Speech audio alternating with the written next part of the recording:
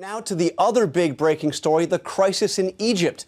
Both sides are calling for demonstrations later today after deadly clashes this weekend, and there is still confusion over who will be named prime minister in the new military-backed government. Egypt's ambassador to the U.S., Mohamed Tawfik, is standing by to join us next. But first, our dramatic interview with the spokesperson for the Muslim Brotherhood, El-Haddad. He is a wanted man in Cairo with a warrant out for his arrest, but he told ABC's Byron Pitts, even after the violent crackdown against the group by the military, he and his colleagues won't back down until President Mohamed Morsi is put back in charge. The military, they have insisted this was not a coup.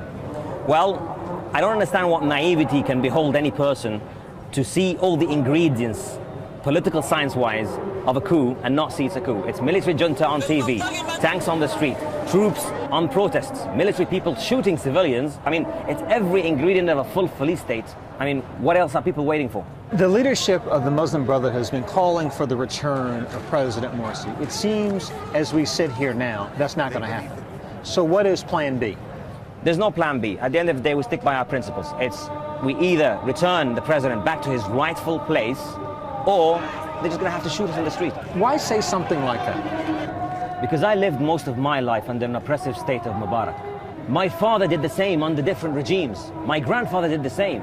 It's been too long, and this country has been robbed for its freedoms. I'm not willing to let my son and my daughter inherit a state in that mess. I will stand in front of that tank, even if it rolls on our dead bodies. A dead man can't enjoy democracy. Yeah, the ones he leaves behind can. Joining us now, Egypt's ambassador to the U.S., who was appointed by President Morsi, Mohamed Tawfik. Mr. Ambassador, thank you for joining us. You heard there from the spokesperson for the Muslim Brotherhood. They are willing to die for this. They say it is ridiculous to say that what has happened is not a coup. What is your response? What has happened is that the people of Egypt have decided that President Morsi did not act during his year in office as president for all Egyptians. 22 million Egyptians wrote petitions demanding early elections. My advice to the Muslim Brotherhood is they need to acknowledge the mistakes that they made, and they need to join the process. Let us look ahead to the future. There is room for everyone in Egypt, but there is no room for violence. There is no room for incitement to hatred and incitement to commit acts of violence. But you just heard what they are saying. They are not ready to compromise on this. They say that Morsi was elected, democratically elected, and he was forcibly removed by the military, and they are willing to die to undo that. Morsi was elected democratically, I agree. I supported him. I did my best to help him to succeed. Like millions of other Egyptians, I really wished he had acted like a president to all Egyptians. But then, in the last 2 months, you have had a massive reaction from the Egyptian people. Over 15 million people in the streets saying this cannot go on. President Morsi did not act in the interests of the vast majority of Egyptians. He only looked at his own clique. You can't be a democratically elected president and act that way. So now we want new elections. We're going to get new elections.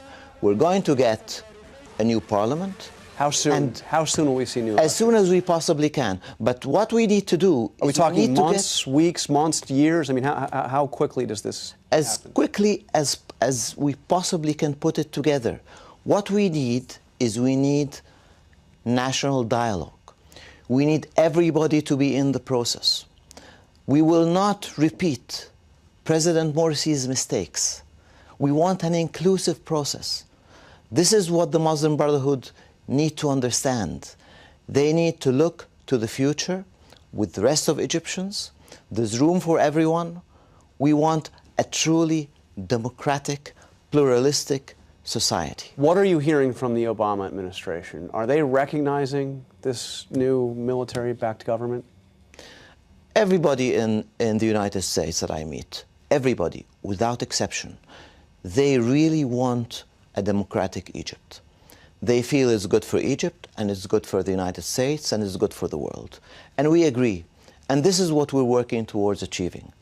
We will succeed in the end because the people of Egypt have made a decision. They want full democracy. But I'm asking you, what is the Obama administration telling you? Because we heard from the administration that they were deeply concerned by what happened with this military ouster of Morsi. I think the main focus of all our discussions has been the future. The future means we want a democratic process, and we do not want violence. The message has to get across to the leaders of the Muslim Brotherhood. We do not need more violence in Egypt. Yesterday, 4 teenagers were thrown off the roof of their own house by Dr. Morsi's supporters. This cannot go on. But under U.S. law, our government cannot give aid to a country that has been, run by a military, after a military coup. Do you expect the $1.5 billion in aid from the U.S. to be cut off? Egypt has not undergone a military coup, and it is certainly not run by the military. Today there is an interim president in place. This is not a coup? Absolutely not. The military, listen, what happened was you had over 15 million people in the street, and President Morsi, he could have said, listen, my people, I listen, I hear you. But instead of that, he whipped up religious fervor among his supporters. And there was violence in the air. After more than 20 people had been killed, leaders from Egyptian parties, from Egyptian religious establishments, from the military, they came together. They said, we have to stop this. Otherwise, violence will spiral out of control. But now your government, and you must be in the oddest situation. You were appointed by President Morsi, and now you are representing the government that has overthrown him. They have closed down Muslim Brotherhood television stations. They have arrested leaders of the Muslim Brotherhood. What is going to happen? Will the Muslim Brotherhood have a role in the new Egypt? What is going to happen to President Morsi? He's under house arrest right now.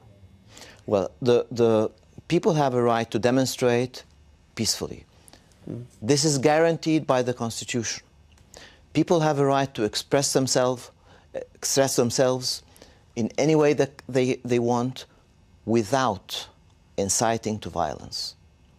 If you start inciting your followers to violence, if you start whipping up religious fervor, if you start talking about jihad, about martyrdom, then many, many people are going to lose their lives. And that is against the law. Mr. Ambassador, thank you for taking time to talk to us this morning. Thank you very much. It's a pleasure to be with you.